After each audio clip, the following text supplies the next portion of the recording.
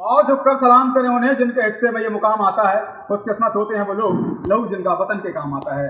जैसा कि आपको बता दें कि फिलहाल हम मौजूद हैं मध्य प्रदेश की राजधानी भोपाल में। विषय ये है कि जिस तरह से आर्मी के साथ में जो रूढ़ियाँ बदलाई जा रही हैं, या जो कहें कि आप लोगों का जो प्रेस नोट है उसमें ये लिखा गया है कि आर्मी को कमज़ोर करने का काम किया जा रहा है।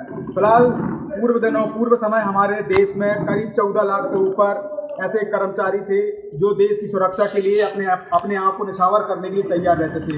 लेकिन इन जो पूर्व सैनिक है इनका कहना है कि जो नई प्रक्रिया चालू हुई है अग्निवीर, उसके माध्यम से कहीं न कहीं आर्मी को या यूं कहें कि सैनिकों की जो रूपरेखा है प्रारूप उसको बदलने का काम किया जा रहा है। अब जानते हैं इनसे ही कि क्या इनकी पृष्ठ मांगे हैं जिनको लेकर ये लोग प्रेस वार्ता आज हमने की है। तो सर क्या मुख्य मांगे हैं आपकी? संकेत, हमारी पहली मुख्य मांग ये है कि सबसे पहले जो डिसेबिलिटी या विकलांग पेंशन के ऊपर जो टैक्स लगाया गया है इनकम टैक्स सरकार ने, उसे तुरंत वापस ले। ये टैक्स का उनको इकोनॉमिकली वीक करने के अलावा ये उनका अपमान भी है जिन्होंने हंसते हंसते दुश्मन से लड़ने के लिए अपने आप को विकलांग बनाया।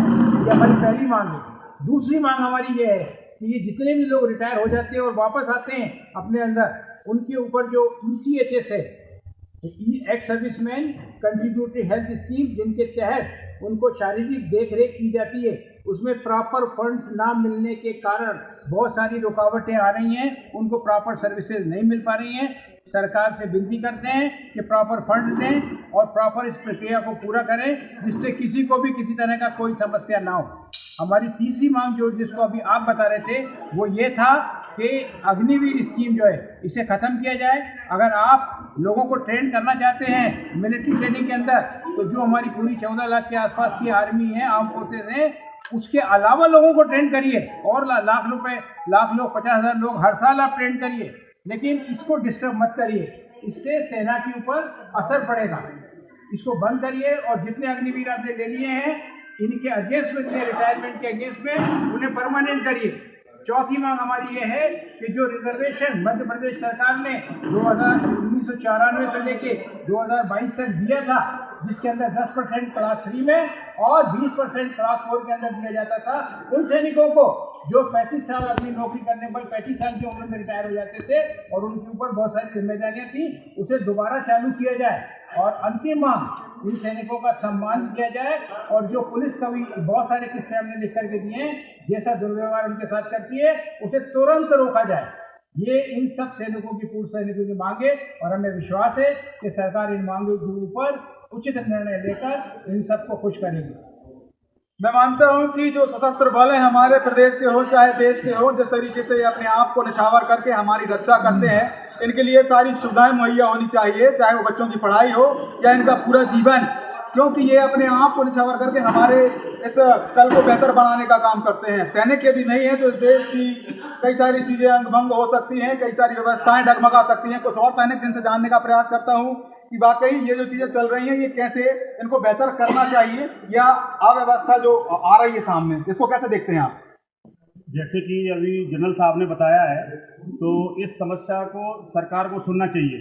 जैसे ECHS का बोला है सर ने, एक अग्निवीर का बोला है, और जो डिसेबिलिटी पेंशन है उस पर जो इनकम टैक्स लिया जा रहा है, तो उस पर सरकार को विचार करना चाहिए। आपको 3 गोलियां लग चुकी, और मैं खुद बैटल कैजुअल्टी हूँ, BC में मेरे भी 3 गोलियां लगी हुई हैं, मेरे 3 ऑपरेशन हुए हैं।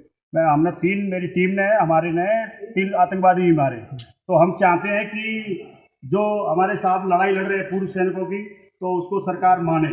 सर आपने तो स्वयं 71 की लड़ाई देखी है, तो आमने सामने का वो फ्रंट वॉर, वो लड़ाई, वो युद्ध, वो साहस वाकई एक सैनिक को ही प्रदान होता है जब वो मैदान में उतरता है। तो क्या कहते हैं आप, ये जो चल रहा प्रोसीजर है सरकार का हो, तो कैसे इसमें बेहतर बदलाव करने चाहिए सैनिकों के लिए? बेहतर बदलाव करने चाहिए। जैसे जनरल साहब ने जितने पॉइंट दिए हैं बिल्कुल जायज पॉइंट है, इसके ऊपर सरकार को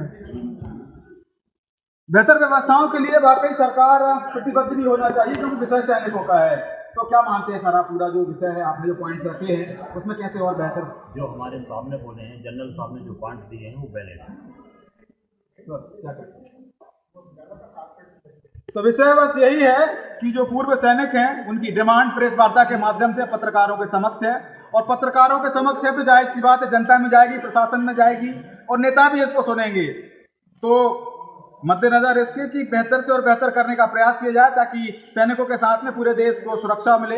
इनका बेहतर होगा तो देश जाहिर सी बात है ऑटोमेटिकली सुरक्षित हो ही जाएगा। वीडियो जर्नलिस्ट संकेत कुमार के साथ cameraman Salman Gani, yes Bharat news Bhopal.